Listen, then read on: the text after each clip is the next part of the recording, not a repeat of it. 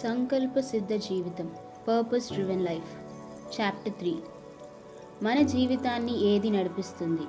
What drives your life? ప్రసంగి గ్రంథం 4వ అధ్యాయం 4వ వచనం. మరియు కష్టమంతయు నేర్పుతో కూడిన పనులన్నీయు నరులకు రోషణ కారణములని నాకు కనబడెను. ఇదియు వ్యర్థముగానొకడు గాలిని పట్టుకొనుటకై చేయు ప్రయత్నము వలెనున్నది. అందుకే థామస్ కార్లైల్, మనిషి జీవితానికి లక్ష్యమంటూ లేకపోతే అతని జీవితం చుక్కాని లేని నావ వంటిది అని వ్యాఖ్యానించాడు. ప్రతి ఒక్కరి జీవితాన్ని ఏదో ఒకటి నడిపిస్తుంది. చాలా డిక్షనరీస్ తపనను మార్గనిర్దేశం చేయడం, నియంత్రించడం లేదా ఆదేశాలు ఇవ్వడం అని వర్ణించాయి. మీరు కారు నడుపుతున్నా, పాటను నడిపిస్తున్నా, ఆ క్షణంలో మీరు దానిని మార్గనిర్దేశం చేస్తున్నారు, నియంత్రిస్తున్నారు మరియు నిర్దేశిస్తున్నారు. మీ జీవితాన్ని నడిపించే శక్తి ఏమిటి? ప్రస్తుతం మీరు ఒక సమస్య లేదా ఒత్తిడి లేదా గడువుతో నడిపింపబడవచ్చు, లేదా మీరు బాధాకరమైన జ్ఞాపకం, వెంటాడే భయం లేదా అపస్మారిక నమ్మకం ద్వారా నడిపింపబడవచ్చు. మీ జీవితాన్ని నడిపించడానికో వందలాది పరిస్థితులు, విలువలు మరియు భావోద్వేగాలు ఉన్నాయి. ఇక్కడ అత్యంత సాధారణమైన వాటిలో 5 వాటిని గురించి చూద్దాం. మొదటిది అపరాధ భావం. అయితే నేటి సమాజాన్ని పరికిస్తే అనేకులు ఎల్లప్పుడూ అపరాధ భావంతో మగ్గిపోతుంటారు. వారికెప్పుడూ పాత జ్ఞాపకాలు కళ్ళ ముందు తిరుగుతుంటాయి. చివరికి వాళ్ళ విజయాన్ని వాళ్ళే స్వయంగా వాళ్ళకు తెలియకుండానే కూనీ చేసుకుంటారు. ఈ విషయంలో ఆదికాండం 4వ అధ్యాయం 12వ వచనంలో కయీనును దేవుడు ఏమన్నాడో మనం గుర్తు తెచ్చుకోవాలి. నీవు నేలను సేద్యపరిచినప్పుడు అది తన సారంను ఇక మీదట నీకియ్యదు. నీవు భూమి మీద దిగులు పడుచు దేశదిమ్మరివై యుందువనెను. నేడు చాలామంది ప్రజలు కయీను వలె జీవితంలో లక్ష్యం లేకుండా తిరుగుతున్నారు. మన గతానికి చెందిన వారమే, కానీ మనం దాని ఖైదీలుగా ఉండవలసిన అవసరం లేదు. దేవుని ఉద్దేశం మీ గతం ద్వారా పరిమితం కాదు. ఆయన మోషే అనే హంతకుడిని నాయకుడిగా, గిడియన్ అనే పిరికివాడిని ధైర్యవంతుడిగా, హీరోగా మార్చాడు. మరియు ఆయన మీ జీవితాంతం వరకు అద్భుతమైన కార్యాలు చేయగలడు. దేవుడు ప్రజలకు కొత్త ప్రారంభాన్ని ఇవ్వడంలో ప్రత్యేకత కలిగి ఉన్నాడు.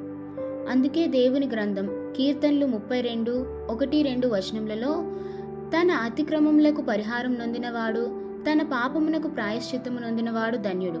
యెహోవా చేత నిర్దోషి అని ఎంచబడిన వాడు, ఆత్మలో కపటము లేనివాడు ధన్యుడు అని తెలియజేస్తుంది. రెండవది ద్వేషం మరియు కోపభావాలు. చాలామంది ప్రజలు ద్వేషము మరియు కోపంతో నడిపింపబడతారు. వారు నిత్యం బాధపడుతూనే ఉంటారు మరియు వాటిని ఎప్పటికీ మర్చిపోరు. క్షమాపణ ద్వారా తమ బాధను విడుదల చేసుకోవడానికి బదులుగా వారు తమ మనసులో దానిని పదే పదే గుర్తు చేసుకుంటారు. కొంతమంది ఆగ్రహంతో ఉన్న వ్యక్తులు కలవరపడి తమ కోపాన్ని తమలోనే దాచుకుంటారు. ఇతరులు వారి చుట్టూ ఉన్న వారిపై కోపాన్ని చూపిస్తూ ఉంటారు. ఈ 2 ప్రతిస్పందనలు అనారోగ్యకరమైనవి మరియు నిరుపయోగకరమైనవి. ద్వేషం అనేది మీరు ద్వేషిస్తున్న వ్యక్తి కంటే మిమ్మల్ని ఎప్పుడూ ఎక్కువగా బాధపెడుతుంది. మిమ్మల్ని బాధపెట్టిన వ్యక్తి బహుశా ఆ నేరాన్ని మర్చిపోయి జీవితాన్ని కొనసాగించినప్పటికీ మీరు మాత్రం మీ బాధలో ఉక్కిరిబిక్కిరి అవుతూ గతాన్ని మర్చిపోకుండా ఉంటారు. గతంలో మిమ్మల్ని బాధపెట్టిన వారు ఇప్పుడు మిమ్మల్ని బాధపెట్టడం కొనసాగించలేరు. మీరు ఆ బాధను పగతో మర్చిపోకుండా ఉంటే తప్ప. మీ గతం గతించింది, దానిని ఏదీ మార్చదు. మీరు మీ చేదు జ్ఞాపకాలతో మిమ్మల్ని మీరు బాధించుకుంటున్నారు.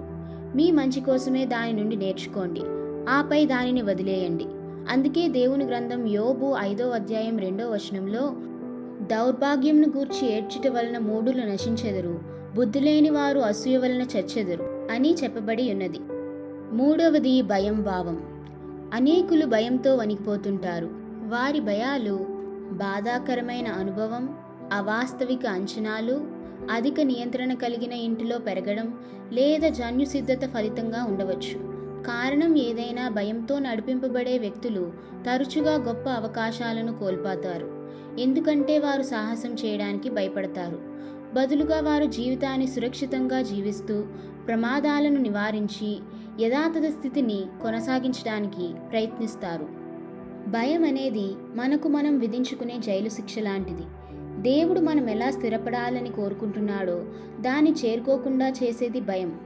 అందుకే అలాంటి పరిస్థితుల్లో విశ్వాసము, ప్రేమ అనే ఆయుధాలతో దాన్ని మనం ఎదిరించి ముందుకు సాగాలి.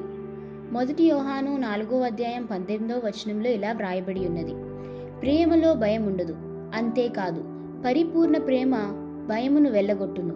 భయము దండనతో కూడినది, భయపడువాడు ప్రేమయందు పరిపూర్ణము చేయబడినవాడు కాడు. 4వది అత్యాశ భావం. చాలామంది అత్యాశ ద్వారా నడిపింపబడతారు. సంపాదించాలనే వారి కోరిక వారి జీవితం లక్ష్యంగా మారుతుంది. ఎల్లప్పుడూ ఎక్కువ కోరుకునే ఈ తపన ఎక్కువ కలిగి ఉండడం నన్ను మరింత సంతోషంగా, మరింత ముఖ్యమైన వారిగా, మరింత సురక్షితంగా చేస్తుందనే అపోహలపై ఆధారపడి ఉంటుంది. కానీ ఈ 3 ఆలోచనలు నిజం కాదు. ఆస్తులు తాత్కాలిక ఆనందాన్ని మాత్రమే అందిస్తాయి.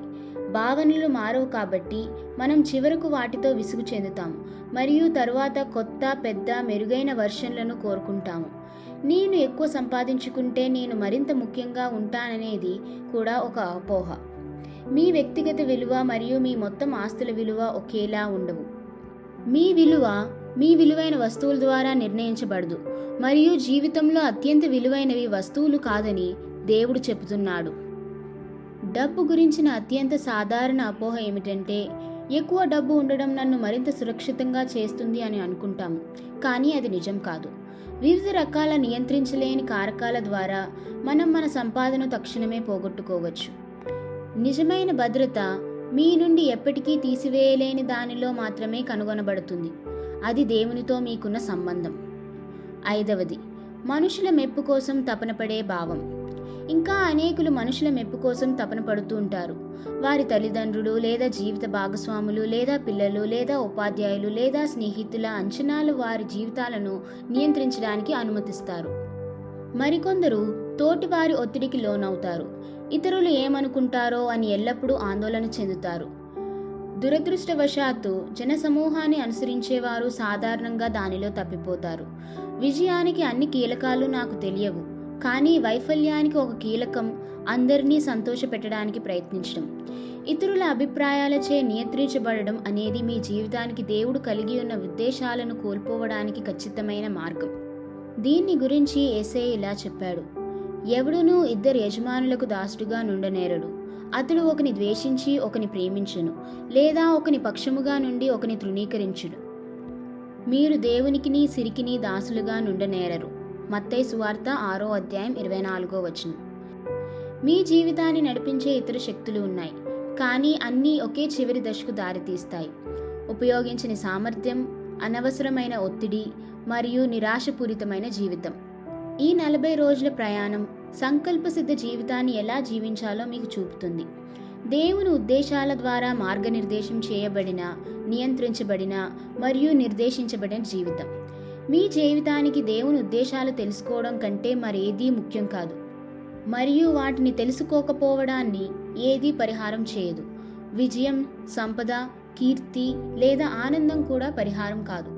సంకల్పం లేకపోతే జీవితం అర్థం లేని చలనం, దిశ లేని కార్యాచరణ మరియు కారణం లేని సంఘటనలు. సంకల్పం లేకపోతే జీవితం అల్పమైనది, ప్రాముఖ్యత లేనిది మరియు అర్ధరహితం. సంకల్ప సిద్ధంగా జీవించడం వల్ల 5 గొప్ప ప్రయోజనాలు ఉన్నాయి. మొదటిది, మీ సంకల్పాన్ని తెలుసుకోవడం వల్ల మీ జీవితానికి అర్థం లభిస్తుంది. మనం అర్ధరహితంగా జీవించడానికి రూపించబడలేదు. అందుకే ప్రజలు జీవిత అర్థాన్ని కనుగొనడానికి జ్యోతిష శాస్త్రం లేదా మానసిక శాస్త్రం వంటి పద్ధతులను ప్రయత్నిస్తారు. జీవితానికి అర్థం ఉన్నప్పుడు మీరు దాదాపు దేనినైనా భరించగలరు. అది లేనప్పుడు ఏదీ భరించలేనిదిగా ఉంటుంది. దేవుడు లేకుండా జీవితానికి సంకల్పం లేదు, మరియు సంకల్పం లేకుండా జీవితానికి అర్థం లేదు. అర్థం లేకుండా జీవితానికి ప్రాముఖ్యత లేదా నిరీక్షణ ఉండదు. బైబిల్లో చాలామంది వ్యక్తులు ఈ నిస్సహాయతను వ్యక్తం చేశారు.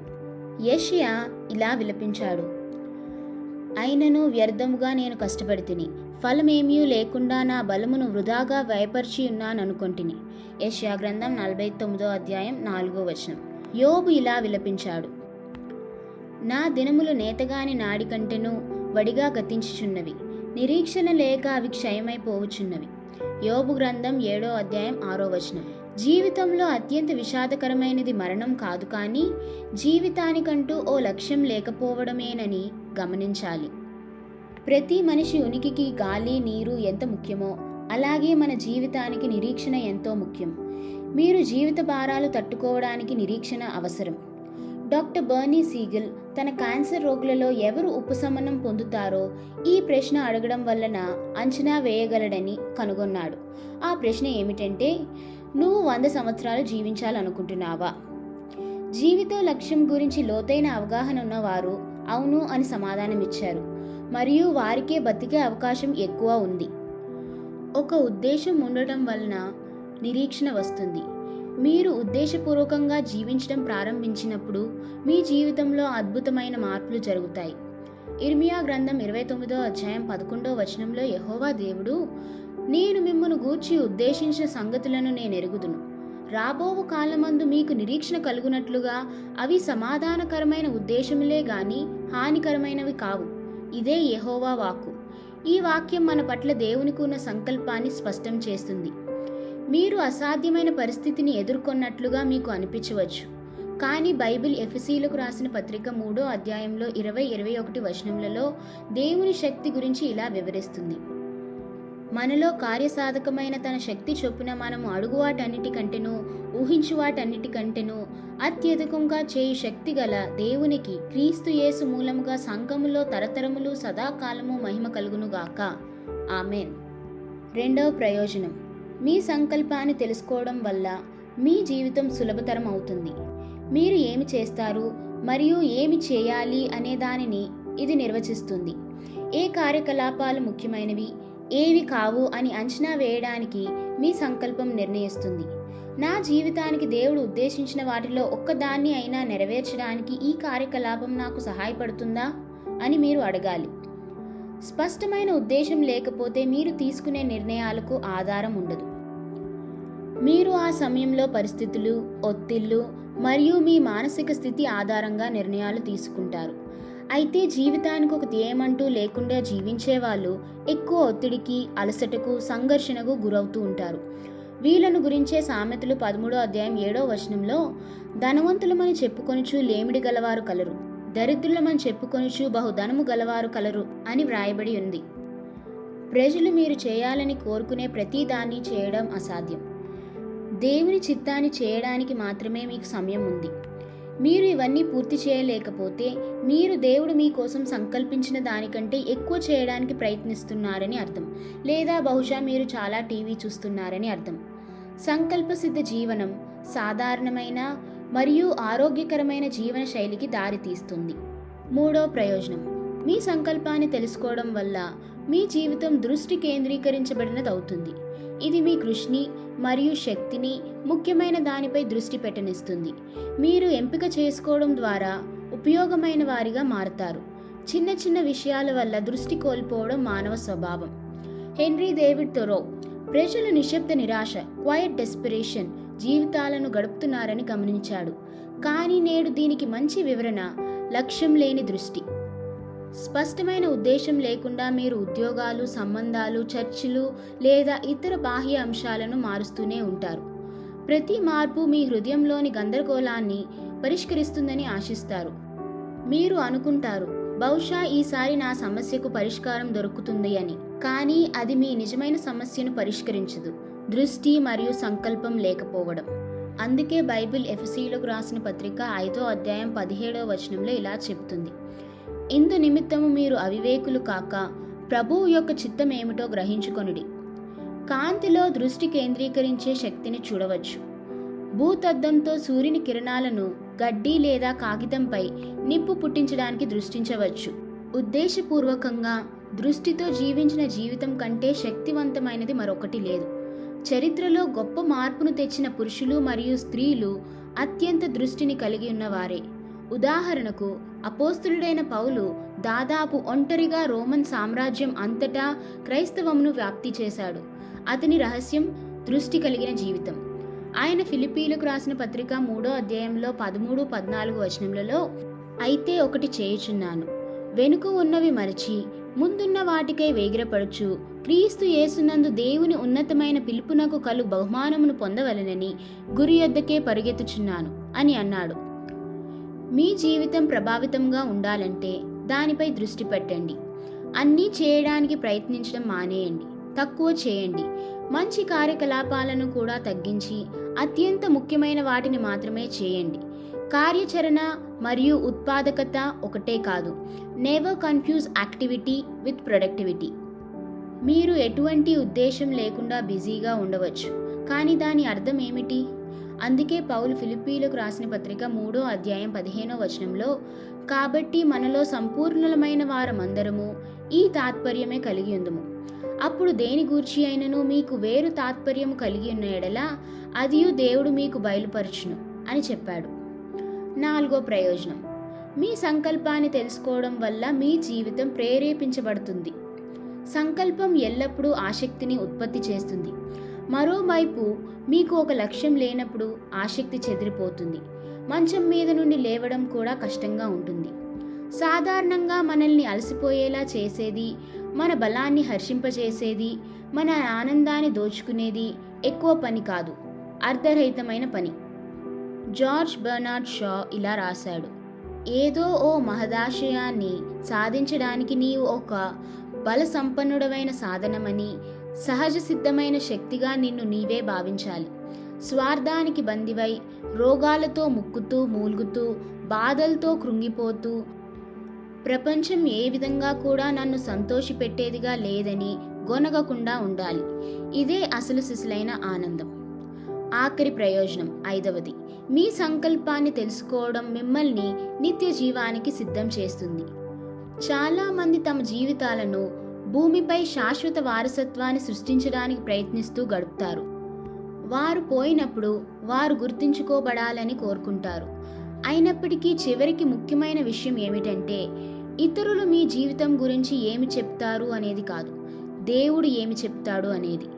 ప్రజలు గ్రహించని విషయం ఏమిటంటే, అన్ని విజయాలు చివరికి అధిగమించబడతాయి, రికార్డులు బద్దలవుతాయి, ఖ్యాతి మసకబారుతుంది మరియు నివాళులు మర్చిపోతారు. కాలేజీలో చదువుకుంటున్నప్పుడు జేమ్స్ డాబ్సన్ యొక్క లక్ష్యం పాఠశాల టెన్నిస్ ఛాంపియన్ కావడం.